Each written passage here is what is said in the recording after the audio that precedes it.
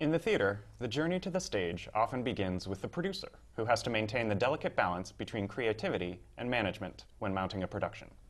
Hello, I'm Gordon Cox from Variety, and joining me today are 4 producers who are bringing a new energy to both commercial and not-for-profit theater. With us are Patrick Cutullo, Eric Falkenstein, Jenny Gersten, and Jill Furman-Willis. Welcome. Thank you. Thanks for joining us. Do you sense a generational difference in your approach to the shows you produce and how you produce them versus producers who have done it in the past? Eric, let's start with you. Okay. Well, sure, but I don't want to talk about them. I just I think of them instantly. I know Jill This and is Jenny Jill and well. Jenny, Jill and Jenny, yeah. yes. We don't know each other quite as well, but and I don't want to talk too much for them. But both of them have brought big time musicals to Broadway, and with great success. And I think that musicals tend to be sort of more earth shaking. I tend to produce plays. But of course they're in bigger houses with bigger audiences and have bigger afterlives in other towns and countries and In the Heights, in the case of the Tony winner for In the Heights over there, and Hair with the public, and I think those are 2 great representations of new generation producers. Yes. What characterizes them as how are those 2 shows, for instance, different from stuff that has happened in the past?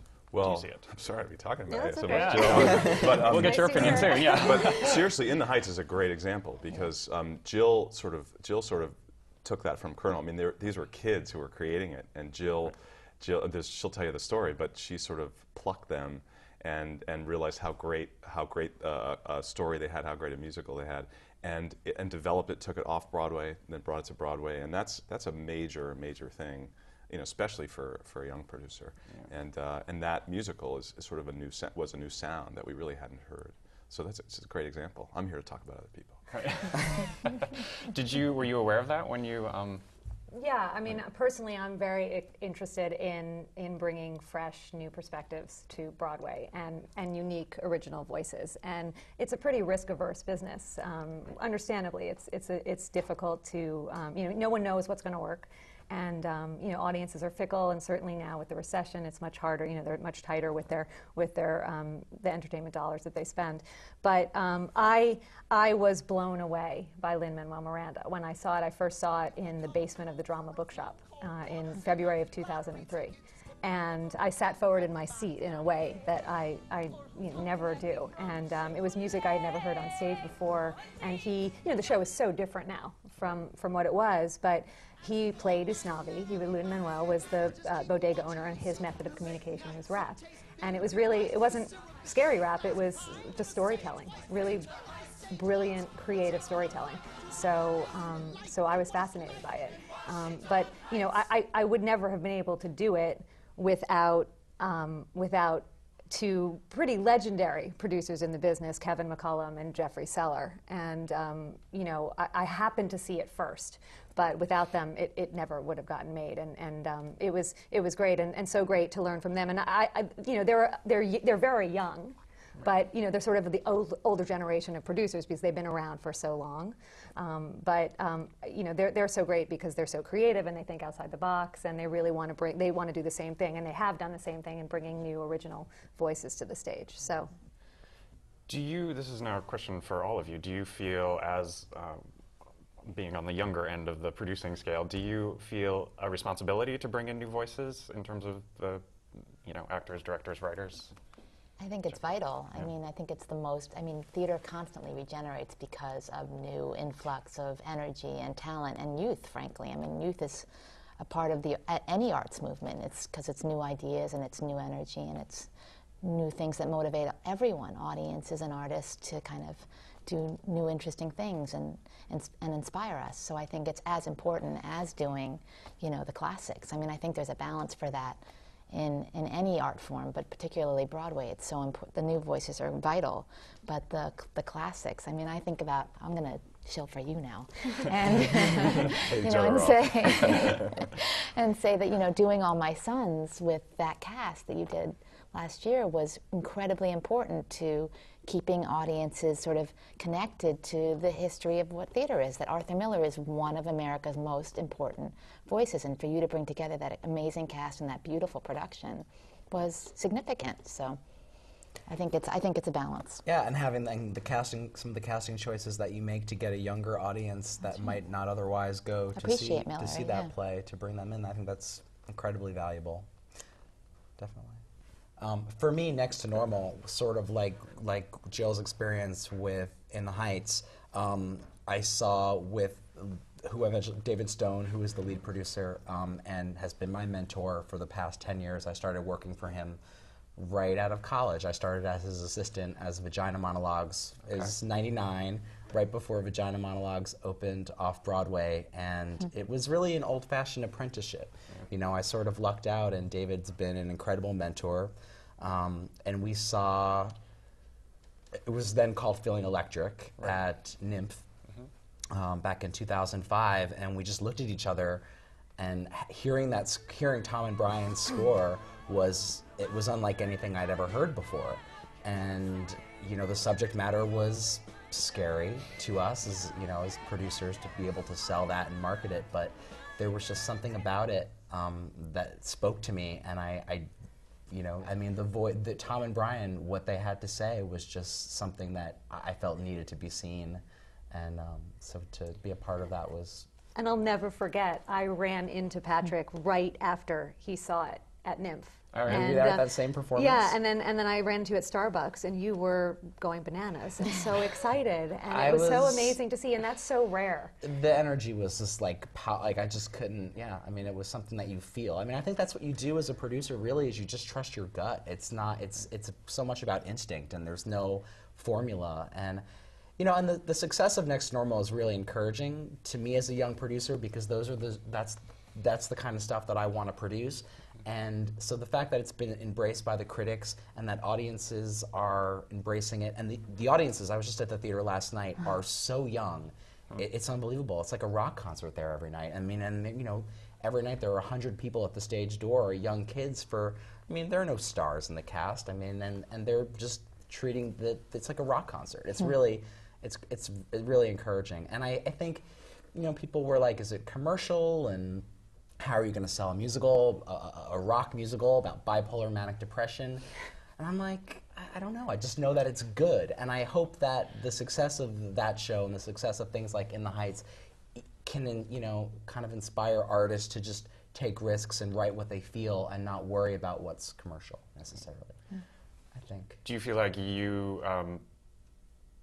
that you are more interested in taking risks than the sort of older guard, for lack of a better term, in terms of producing? I know I am. You know, it's scary, but it's thrilling if it works. You know, you never know if it's going to work, but it's why, in fact, everyone keeps asking me what I'm doing next. And there are a couple of things that I'm looking at, and In the Heights is, hopefully we're doing a movie with Universal Pictures, and hopefully that will shoot, I don't know when, but maybe at the end of the summer. But I haven't found my next thing, because I want my next thing to sort of blow me away in the same way that In the Heights did. I want to find another, I'm never going to find another young Lin-Manuel, but I'd like to find someone, you know, who excites me in the same way. And, you know, you want to take risks, but you know, it's a business. So I always believed that In the Heights was gonna work. I believe that it wasn't a Latino show; it was a universal show. So you know, you always have to think about that and think about the bottom line. But if you can do that and creatively take risks, absolutely, I'm all for it. I keep thinking about Passing Strange, because the public did a musical called Passing Strange a couple of years ago, and it went very well downtown, and so there was some interest commercially from Elizabeth McCann and the then chairman of the Schubert Organization, Gerald Schoenfeld, and they brought Passing Strange to Broadway with the public. And those are some very, you know, I mean, those are some classic Broadway producers. Some venerable names, yeah, venerable absolutely. indeed. Yeah. And so for them to, and Passing Strange was a hip African-American new pop songwriter doing sort of his story his way, and it was very kind of rock concert style show. And for them to be on that show was, I thought, a great sort of influx of the old and the young. I loved working on that show for that reason. We've all sort of mentioned in passing finding new talent, like finding Lin-Manuel and finding Feeling Electric. Can you tell me a little bit about that process? Like, what do? You go see a lot of readings, you go to a lot of festivals. What else is, how else do you sort of keep involved with, the new sort of up-and-comers? I see pretty much everything at the NYMF Festival. I do. I mean, and even if there are things that aren't my taste, it's just good to get a sense of what artists are writing about, And it's interesting because there are a lot of sort of recurring themes that come up as sort of, hot button issues that are topics that are sort of interesting to artists like right now. And it's good to just see what's out there. So I just try to, go to a lot of readings, go to the, festivals, and, some are submissions from agents that, send you things. So yeah, I do the same thing. And then, if you go to showcases, composer showcases, I'll take composers out to lunch who I find interesting, and I want to find out more about what they're doing, and so. Do you find theater as an industry is obviously full of tradition? Do you find as you have tried to make your own mark as a producer, do you find that you think in different ways that maybe that you encounter some resistance from some people who've been maybe doing it a little longer than you and do it in different ways? Is there pushback ever with your ideas versus sort of maybe some of your collaborators who've been doing it a little longer and have a different way of doing something? You're looking at me. I'm looking at you. Yeah. So I think as yes. I think that there's a lot of ingrained, on Broadway in particular. I mean, there's a lot of ingrained knowledge about how things work. It's a small industry. I think that there are companies specifically that we call ad agencies and marketing groups and online marketing groups, and I guess they're sort of more ingrained in that order. Meaning, ad agencies have been around the longest, then probably marketing groups, and then the online. And I think that there are certain things that have worked, and there are certain things that are evolving. And I think that sometimes, especially as a young producer, you might feel a certain kind of artwork might work better, and you sort of run up against. I think I find less so our producer colleagues who might be a lot older than some of the established sort of hired hands. Again, sometimes even the publicists. They say, well, this is how you approach sort of this publication. And I don't know that it has to be negative tension, but I think there's a lot of give and take about how to approach these things. Can you think of a specific example of that? Yeah, I mean, sure. I'm in the midst of Miracle Worker, which is struggling right now. I mean, it's the word of mouth is great among people who've come and see it and know that it's sort of this giant reward at the end of the show that makes everyone cry with joyful tears. But I was actually in the hospital with the birth of my son when they were doing the photo shoot, and it wasn't really what I wanted. I really wanted something kinetic about that final scene, and it turned out that they came up with these beautiful photos, but they were very much sort of portraits. And so you got our stars, Alison Pill and Abigail Breslin. Amazing moment where Helen Keller breaks through, and I wanted that big action. So, that was hard for me, and we sort of struggled on how to do it. We finally gotten production shots that are much more active, and that's a good example. But it was something I just had to deal with. Patrick, you talked a little bit about how you got started. You've been working with David Stone for 10 years, you said? Yeah. So through Wicked, through all that, right? Started at Vagina Monologues way before Wicked. I was involved, it was an interesting path because I didn't really know what I wanted to do. I mean, I know I always loved theater, and David is my first job out of college, and I really lucked out getting to work for a mentor like David. As you mentioned, there's sort of an old school nature to that path. Like that is how a lot of people did it. Well, he started with Barry and Fran Weissler, right. So he sort of, I think, modeled a lot of the way that he's treated me based on his relationship with Barry and Fran. And I started out as his assistant, and the first show I co-produced with them was Spelling Bee, which we saw together up at Barrington Stage Company. Right. and he said, you should do this with me. And I loved the show and the opportunity to work with James Lapine and Bill Finn, who were two of my heroes, was great. I mean, and he totally, gave me that opportunity. Which is wonderful because there aren't that many producers who sort of, I mean, I guess you could call it promote from within. Although, I mean, Yeah. it's wonderful that you were given that opportunity and that you work so closely with them now. Yeah. And so if I could also find out from your three colleagues how you guys got started, because I know you all have very different histories. Let's start with Jenny. Well, You have a family I in the have a business. I am the odd sheep at this table because I do represent the nonprofit producer. true. And I was raised in a nonprofit household. My mother was initially a modern dancer and then became executive director of a dance company for most of my childhood. And then she went on to become an arts developer working on 42nd Street. My father is a theater producer in the nonprofit, and he started out as a stage manager and then became the associate producer of the Public Theater. Now, that is your exact title, correct? It is. Yes. Yes. I just got it. No. Yeah. I just inherited it. No. Yeah. So my dad was at the Public from 1960 to 1978, and then the past 25 years he's been the executive director of Lincoln Center Theater. So the dinner table at my house was very much about like, oh, I asked this person for $1 million today and it went really well, or we've had this board meeting and this issue came up at the board meeting. And so that was my schooling, and I really admire my dad, so I really did choose to follow in his footsteps. Then how, once you decided to follow that path, what were your first steps on it? Well, when I was, in high school and college, I did summer internships in different theaters, and then I didn't study it in college. I was an archaeology major. I thought I'd do 4 years of other. And then when I graduated, I was the administrative assistant at the 52nd Street Project, which was a very grassroots organization that worked with inner city kids and theater artists to create original theater. And I sort of moved my way up through the ranks there and learned how to write grants and fundraise, and then I got other theater jobs out of that. Right. And then most recently, before the Public, you were at Naked Angels. That's right, yeah, I was artistic director of Naked Angels. Right, which it turns out is the same theater company that originated Next Fall, Yay. which is produced by your husband. So, yes.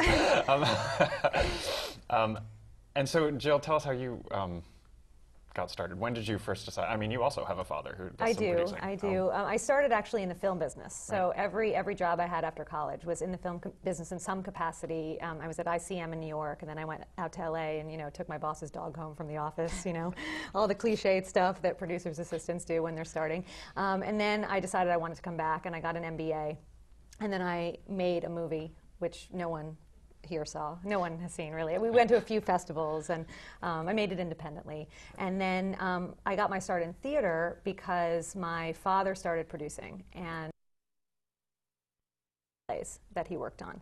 And while I was working on the second one, which was an Elaine May comedy called Adult Entertainment off-Broadway, that's when I first saw In the Heights. So I sort of dipped my toe in the water with my dad and then branched out on my own.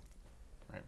And do you find that the work you did previously in sort of other areas that was not quite producing, has that come in handy for you? Yeah, certainly. I mean, because I was doing development in the film business, and I consider myself a creative producer, and one of the things I most enjoy is helping to develop the script. So I certainly I got a lot of experience doing that in reading scripts and doing notes and working with writers and stuff. So definitely. And then the MBA helped. You don't need an MBA, obviously. Most people don't have one, but in this business. But I was an art history major, and I was always sort of scared of numbers. And as a producer, you really have to have a facility with them. And I no longer, I can read cash flow statements and balance sheets, and I can sort of walk the walk with my investors. If they ask me a question, and of course I would have gotten there anyway, because you have to learn pretty quickly on your feet when you're raising money. But if they ask a question, there's no question about the financial side of it that I can't answer. So in that regard, I'm really happy that I went to business school. I see. And Eric? Well, my dad's an eye surgeon. And, my parents really wanted me to be a doctor, I think. But I get the award for most circuitous route. I was at law school and in Connecticut also, where I'm sort of back and forth to a lot, and I've spent a lot of time checking out theater in various towns in Connecticut that have that produce a lot, and up in Massachusetts at one of Jenny's old homes in Williamstown. I used to go there. But I came out of law school and actually was a human rights lawyer for a group that lost its funding, and at that point I said, what am I going to do? I ended up taking a couple of interesting sort of more political jobs, and then I became an entertainment lawyer. And after a few years, I thought it'd be more interesting to produce than it would be to review contracts. And I got hired by Woody Allen's film company, which did a little bit of theater. And while I was there, after about 2 years, I was allowed to become a producer. And one of the projects I did was Long Day's Journey into Night, which had a good run and sort of pushed me into starting my own company. So that was about 7 years ago. Okay. Right. And do you find that your experience as a lawyer comes in handy? Well, it definitely does. Particularly the entertainment law. I was an entertainment lawyer essentially for about 2 or 3 years, and I did mostly film work, but but a little bit of theater. And there's, it helps in the sense that there are a few things that I do in my office instead of farming out to lawyers. But when you do a Broadway production, they're relatively complex. I mean, moderately complex investment documents, and virtually everyone hires one of the main law firms to do that for you. But yes, it definitely does. I've done a show with Eric, and he was amazing with the contracts. I paid her to say very that. creative. No, you didn't. Which show? We did a show downtown called Spalding Gray Stories Left to Tell, which was a Naked Angels and commercial kind of co-production. And Eric was very creative and very clever about our various deals. Oh, thanks. Jenny, you've mentioned that you are the sort of nonprofit representative here at this table. How is your sort of day-to-day job different than your colleagues here? Well, I have the very good fortune of having an institution that supports all of the producing endeavors of what we do. So it's, I think I'm going to just say this. What's scary about being a commercial producer is that you never know what your next project's going to be and how it's going to kind of support you or not, and how many people are going to follow you into it. And what's beautiful about the nonprofit is that you sort of have the structure and the agility to sort of continue always doing new projects, that you have a really good support structure, be it through your audience membership and your foundations and your government supporters and all of those things that sort of are your skeleton. And then, you just get to keep doing what you do. And we have a very fantastically full and able staff that support all of our activities. So whereas in the commercial theater you sort of farm out to these different agencies to do online and all of this, everything in the public is kind of self-contained. And so when I veer into commercial theater, I'm always going around and around to different agencies, but when I'm at the public, I just go down the hall. Right. It's much more kind of collective spirit kind of thing. And do you then concentrate on programming or on the sort of day-to-day of rehearsal of shows happening? Like, what do you find your... Most of my responsibility lies in making sure the shows are being produced, so that I do get involved in the artistic programming. I'm definitely on the artistic staff of the Public Theater, but once basically what they do is they say, okay, this is the play, and here's the director that we have associated with the play, and go. You make the budget, you figure out who else is going to be involved, work with the casting department, work with the marketing department, work with the communications department, and sort of solve all the problems. And so then I sit down with the director and we start from there. Right. You mentioned that you consider David your mentor, Patrick. Oh, definitely. Do any of the rest of you consider someone a mentor, and who had an influence on what you do and how you do it? Well, I would say both my father, and who's a wonderful man and very well respected in the industry, and also, I mean, they would hate to hear me say this, but Kevin and Jeffrey definitely got it. Just because they don't want to be thought of as mentor. I learned so much from them, and they were amazing. So. I will say that's the cool thing about, and I haven't really worked in any other business other than the theater, but one of the cool things about working in theater is I mean, there is it is a family in a way, and I find that, you can go up to, and I've also worked on some shows outside of, the things that I've worked on and co-produced with David. I've done both of Twyla Tharp shows, the Dylan show and the Sinatra show I'm involved with the Nederlanders. And working with, Jimmy Nederlander, it's also been great. I mean, he's receptive. He calls me for my thoughts. I mean, and you would think someone of his stature wouldn't really care what I would think, but he does. And it's very cool. It's very cool. I have to say, I learned producing from everybody. Yeah. I find new mentors all the time. I mean, because directors teach me about producing, actors often teach me about producing, our general managers teach me about producing. I find inspiration from so many people that I work with. Casting directors, they all inform me, I find. There are so many people out there that you just sort of soak up like a sponge, so it would be hard for me to name everyone. Although I will say that a great guy and a major force in theater and everywhere else is Bill Haber. I've probably done more shows with him than anyone else, and I'd say the number one thing about someone like that, if you're lucky enough to meet someone like him, is to note his example as an incredibly principled, honest, straightforward person who just sets a great example in general, and I think that's really important, especially in commercial producing, which has this checkered history of being a little bit sort of in the past of being a little shysterous. I think it's much less so now. I mean, virtually, that sort of Nathan Lane, creepy producer type from the musical doesn't really exist anymore, partially because of regulations, legal stuff that have been instituted by the Attorney General's office and the state of New York, but also because I think those people have been weeded out long time ago. So anyway, so there's a sort of look at so many powerful people that you can kind of draw on. And I worked with Bill once, Yeah. actually, and this might be getting too specific, but I think he's he's so great and such a mensch. Yeah. And I worked with him on a tiny little play that Mike Nichols produced, and Bill and Bob Boyette brought me on to produce with them. And I thought, oh my God, what a great experience. I can work with Mike Nichols. And after our first meeting, Bill sent me an email and said, I watched you in there, and I remembered when I was just starting out, and I'm going to put your name in front of mine in the credits. And I couldn't even believe it. It was it was a little tiny play, and it's not like it was up for 3 weeks, I think, but it was just the loveliest, menschiest thing that he could do. So, there are a lot of great producers out there. Yeah.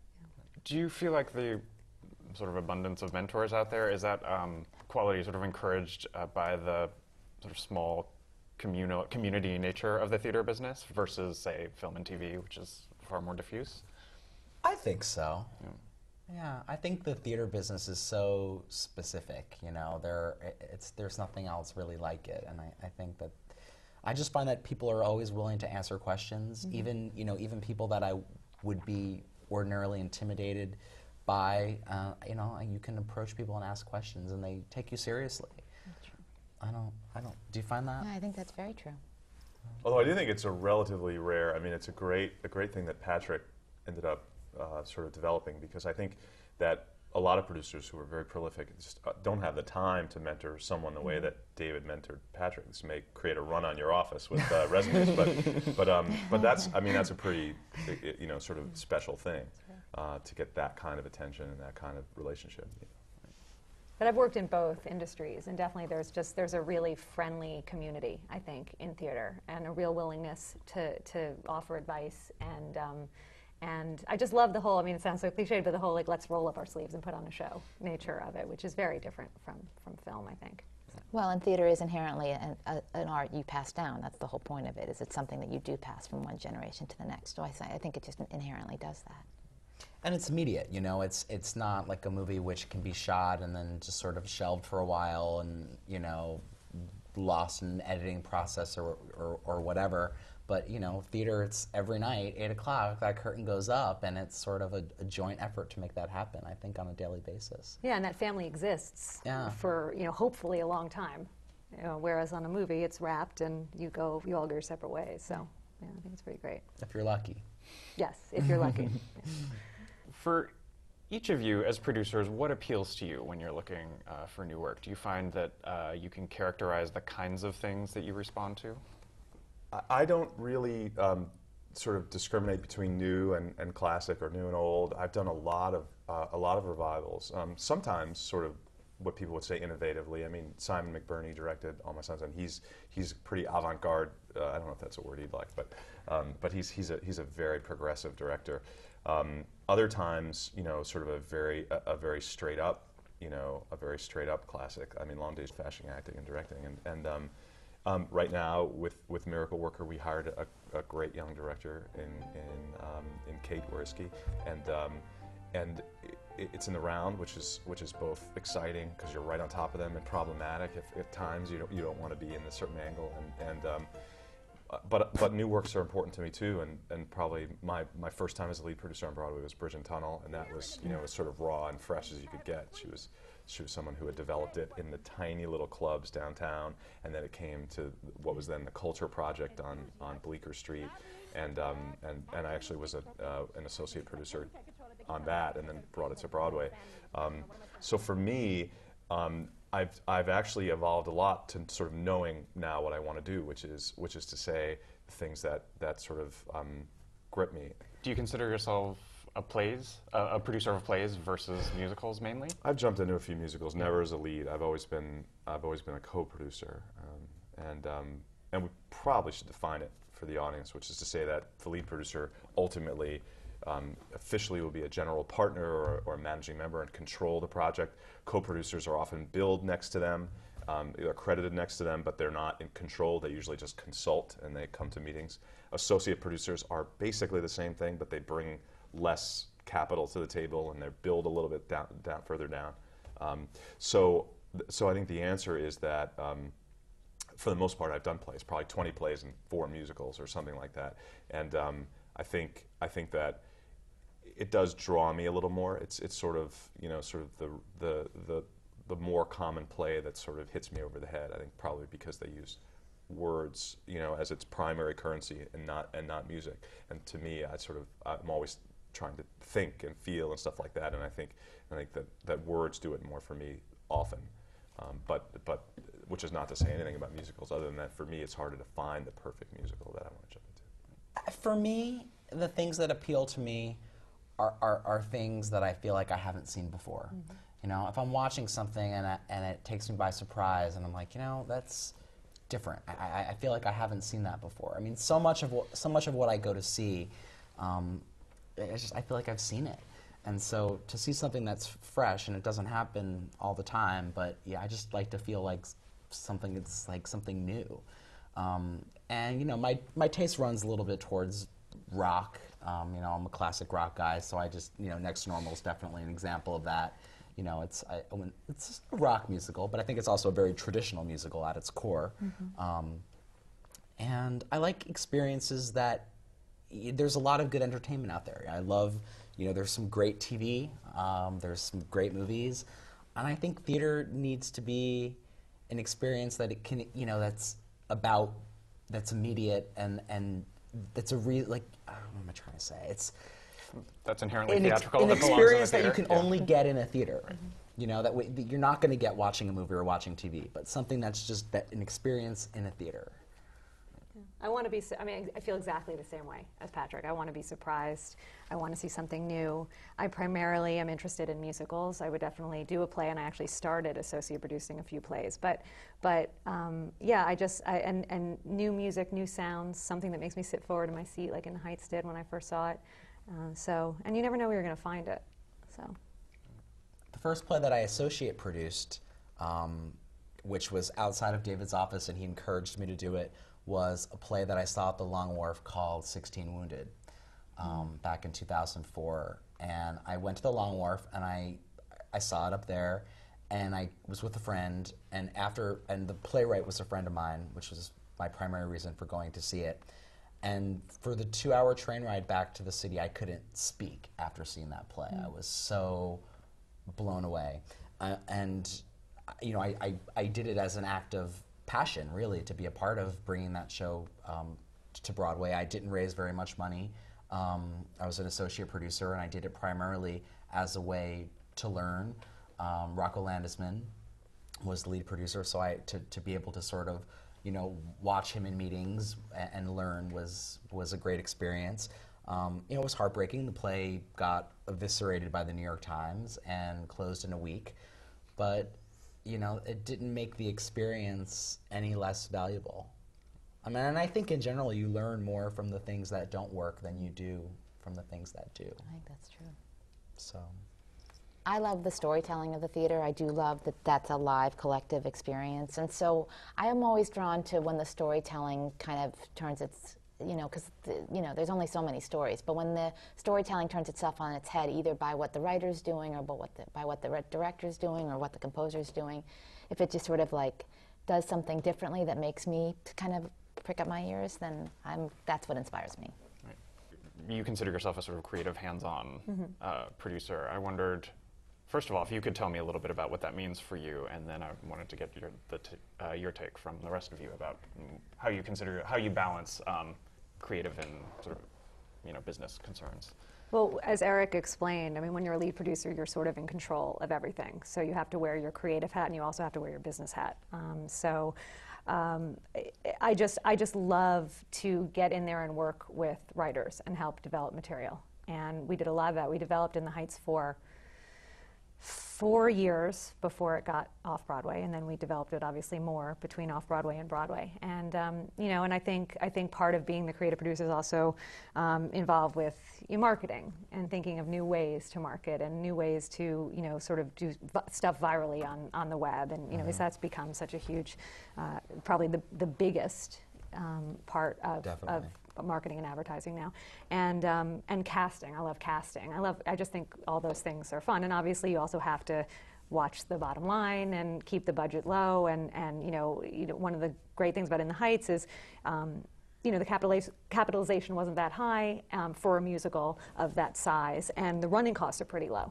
So if you can do that and you're successful, then it's obviously helpful. How often do you find the two hats want to get into a fight with each other? I guess pretty often, but it's that's why it's great to work with partners, and certainly partners who have done this a lot. So I don't know what you guys think.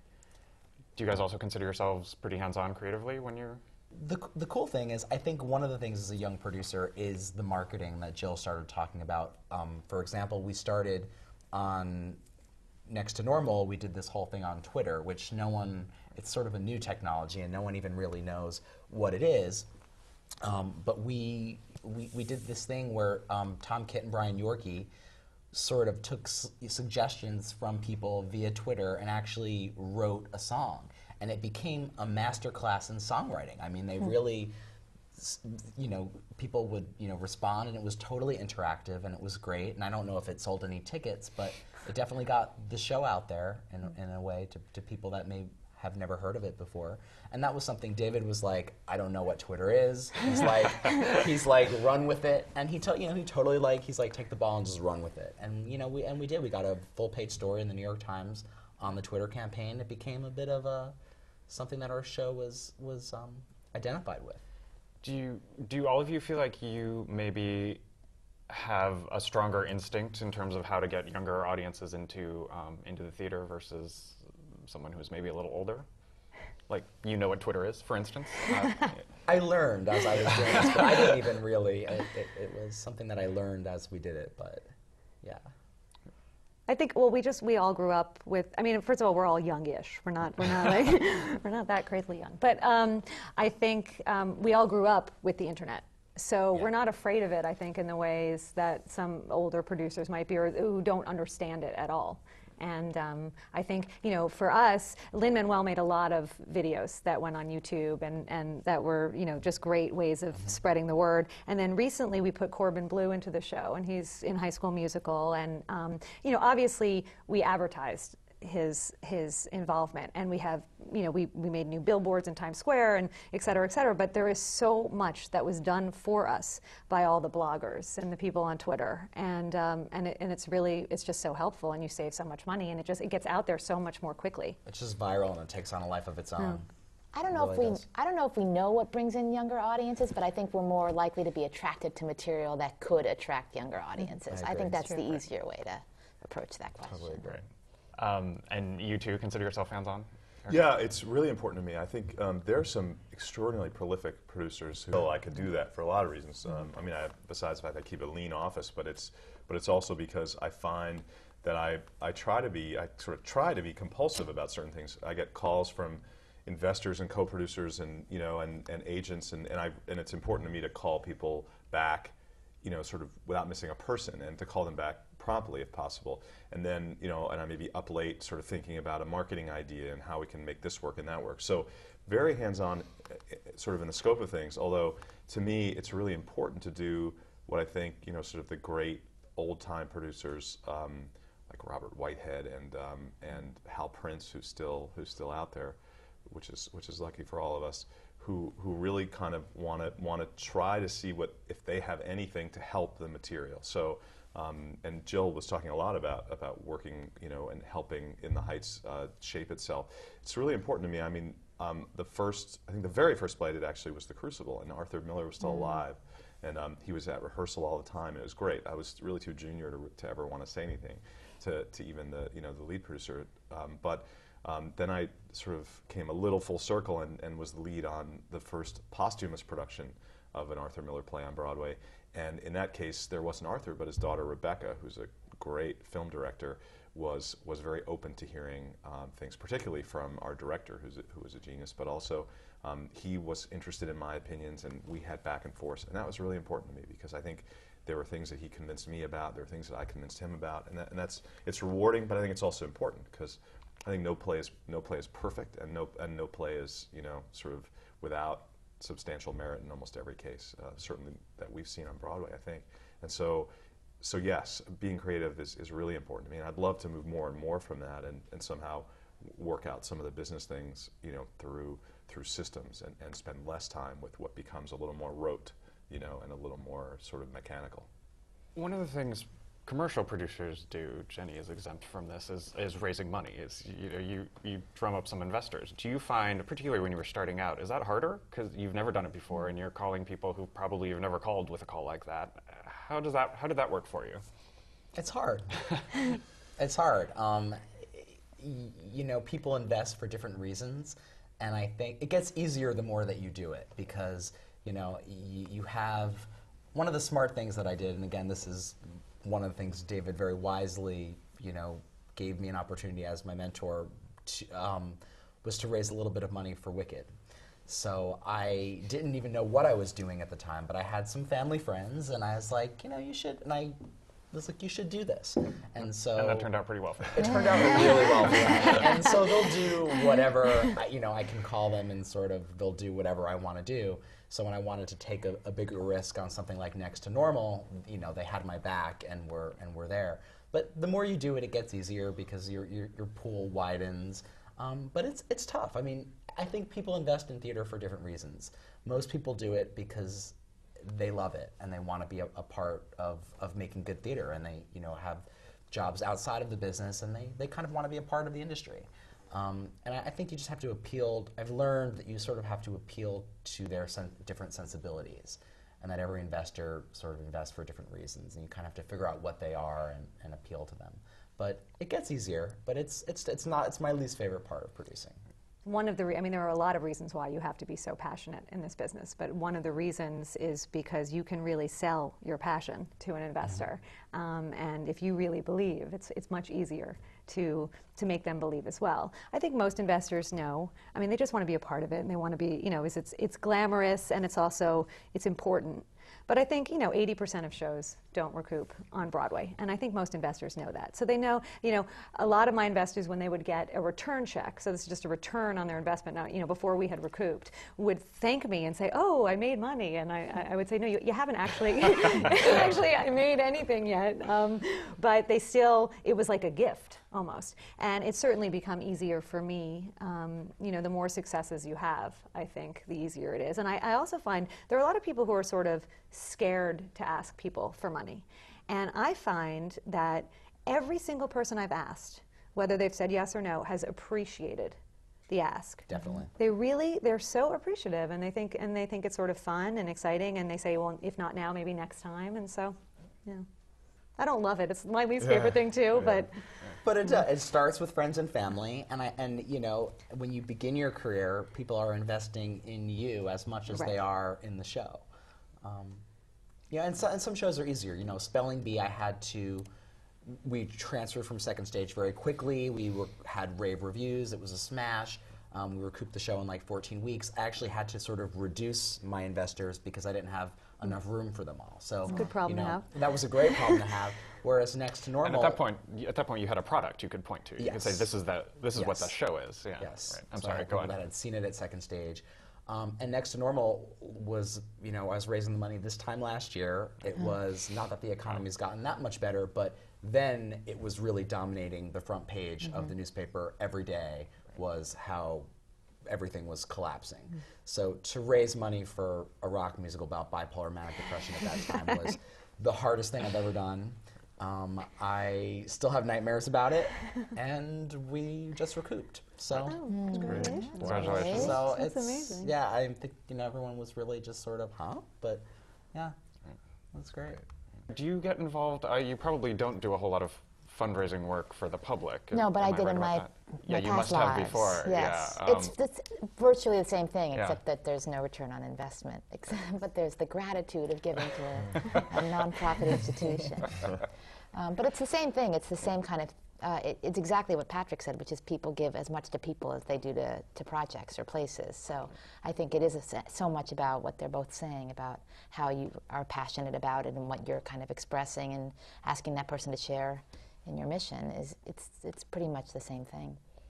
So Patrick, you mentioned the economy. How has that affected your lives in the last year or two? well, I mean, I think the public theater and all of our nonprofit brethren have been hit by it, but the recovery, we're starting to see the effects of it. I mean, I think there were certainly cutbacks we had to take almost right away, and we're just now taking baby steps to getting more things back into place from those cutbacks. But it's slow, and I think that audiences, I mean, their buying patterns, as Jill said earlier in the program, they're definitely more careful about their dollars, and I think, I mean, in terms of even Broadway, I know that we're discounting more than we normally would because people are more aware about discounts and they're being more careful. So I think across the boards, both downtown and uptown, we're seeing the effects. But I don't feel like fewer people are coming to the theater necessarily. I mean, maybe a little bit, but not significantly, because I think people really do crave entertainment in times that are difficult. You know, that's always, and the common experience that we've all been talking about throughout, I think is really important to people, so that's good.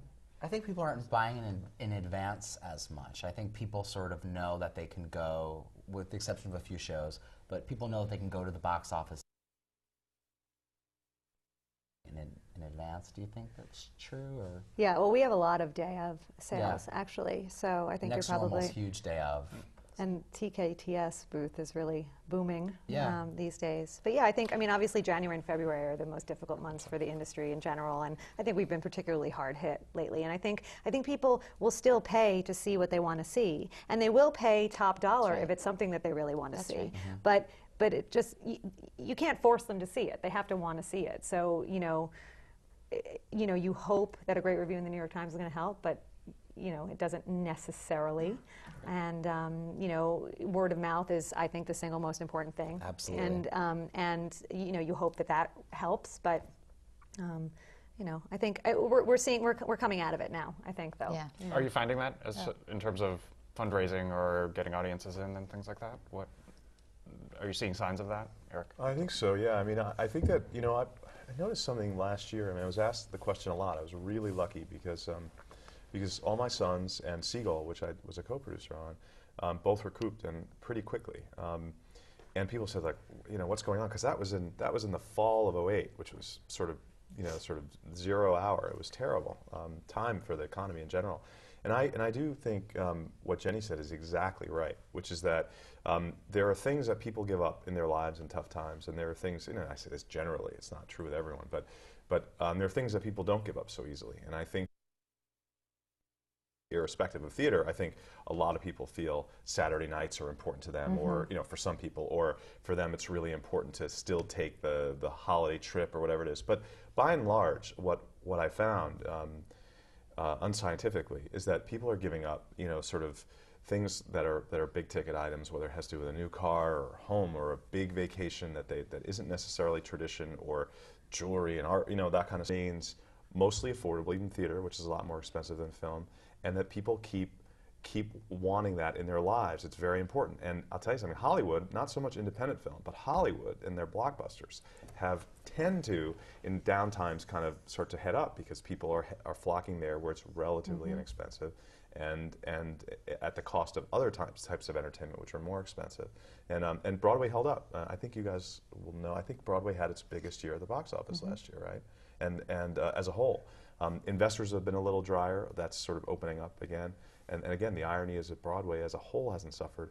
Every single year, as far back as we can go, there are big hits every single year. It may only be 20-25% of the shows, but there are big hits every year. Yeah, and I think, over the summer, certainly, there were a lot of people who weren't taking the big vacations out of the city, but they were doing those staycations, and I think they were really Is that true? coming. Do you think I that think actually so. happened? I Because do there was a lot of think talk so. about that. But yeah. Yeah, the grosses over the summer were quite good, and every time there's a holiday weekend, they're pretty good across the board. So that's encouraging, certainly. I think it's also informed, as producers put shows together, I think it's important to look at what your running costs are and to put together a model that can work without having to necessarily sell out at full price. I think Hair is a good example of that. I mean, I think because shows and Next to Normal are young, they're younger audiences, and so they can't necessarily afford $120 a ticket. So I think as shows are structured, I think producers are looking at that and looking at models and ways to sort of have a lower capitalization and a show that can financially work. If recouping your investment and making a profit is sort of the obvious sign of success financially, what sort of criteria do you use to judge a show's success from a creative standpoint? I think there are the obvious ones like reviews and awards, and whether they're the awards leading up to the Tonys or the Tonys themselves. But I think some of the things that I've been the proudest of have not necessarily been financial successes, or sometimes even critical successes. I mean, Can you give us an example of something that you're very proud of? There are a few of them. There are a few shows that I did where the people sort of in relatively large numbers, not thousands of people, but over and over out here, this show affected me deeply, or even this show changed my life. I mean, that's amazing. And to a more specific example, I mean, the current play, Miracle Worker, I've gotten calls from people who are deaf, some of whom I invited myself, and one who's a friend actually, and they said they could never go to a play before. I think we're the first play ever to have these different technology called descriptive and iCaption, so that both blind people can hear what's going on, the stage directions, and deaf people can read what's going on. And in addition, the play is about this moment of breakthrough where this little girl goes from a wolf into a communicating person, and then she goes on, not in the play, to become this crusader, doing great things for other people, which is amazing. And I think that, again, I think that being in the round has caused a lot of issues, and we're not sure how the show's going to ultimately do. But I'm really proud of the fact that in some ways it has affected people so deeply, people who may not have any hearing or seeing problems. And that, to me, is really important. I don't want to lose investors' money if we don't end up making it. But I always sort of tell people in the beginning, I always say this is really important, going back to another question, which is that I always lay out the risks. I always say to everyone, even my oldest investors, I say, here's the risks. Here's where it's strong, and here's where it's risky. And if you're putting money in that you're going to think about when you go to sleep, don't do it. And I think if you do that, those people keep coming back as long as they can and as long as they want to. So there's a pretty big, broad answer for you. And for the rest of you, what do you consider marks of creative success? I always feel really good when the artist's involved and the audience is involved, because I think the audience reaction is really important. But I think when the artists feel like their best work happened because of what you did, that's, to me, so fulfilling. And it's actually surprisingly not easy to accomplish. I mean, sometimes, you have creative differences, or sometimes there's some kind of factor that just doesn't allow the best work to happen. So when the best work happens and it's audiences, like that to me is like a theater miracle. Yeah, and the letters that I've gotten from people people that have been moved by Next to Normal have like moved me to tears. I mean, I've gotten, just every day there's like a different letter from someone who has been affected by mental illness, or their family's been affected by it, and they write these letters about how the show has been such a catharsis for them. I mean, and there's no, you can't really put a value on that. I mean, that's just, I think that's why we do what we do. And a show like Spelling Bee, which is a comedy, now as that's being done everywhere in, high schools and colleges and regional theaters, I love the fact that the people that don't get to sit at the cool table necessarily in the lunchroom are going to be able to have the lead roles. And that also has a sort of a value, the fat kid and the dorks are going to kind of sort of have their moment. And so as that, is done all over the place, I love that. Yeah, and within the Heights, obviously, we've had financial success, and we won the Tony, and that's been wonderful. But I think the cast has been so appreciative, and they're so thrilled to be a part of this family. And also, when a lot of student groups come to the show, and a lot of kids have never seen a show before, and they've certainly never seen themselves on stage before. And that, every time I'm there, when that happens, I actually cry. I mean, it's a really beautiful thing, and it just feels very rewarding and gratifying. So. All right. I think this is a good question to wrap it up on. Thank you all for joining us, and thank you for joining us. These programs are brought to you from the Graduate Center of the City University of New York in partnership with our friends at CUNY TV. On behalf of the American Theater Wing, I'm Gordon Cox, and thanks for joining us for another edition of Working in the Theater. I'm Ted Chapin, chairman of the American Theater Wing. The Wing has played a vital role in New York's theatrical life for more than 60 years. Best known for creating the Tony Awards, we stand for excellence, but we also support education in the theater, and our work reaches beyond Broadway in New York. The Working in the Theater television programs, which are supported by the Annenberg Foundation and the Dorothy Strelsin Foundation, are unequaled forums for discussions with today's most creative artists. Downstage Center's in-depth radio interviews were created in conjunction with XM Satellite Radio and can be heard on our website. Our annual theater company grants support New York not-for-profits, and since they began, have distributed nearly $3 million. We are also pleased to be the home of the Jonathan Larson Grants, which support emerging composers and lyricists. For people who are starting their careers, we have a 2-week boot camp for aspiring actors from colleges across the country called Springboard NYC. And our theater intern group provides a forum for young people who are starting their careers to build a professional network. All of the American Theater Wing's educational and media programs are available for free on demand from our website, americantheaterwing.org. Thanks for your interest in the Wing, and thanks for watching.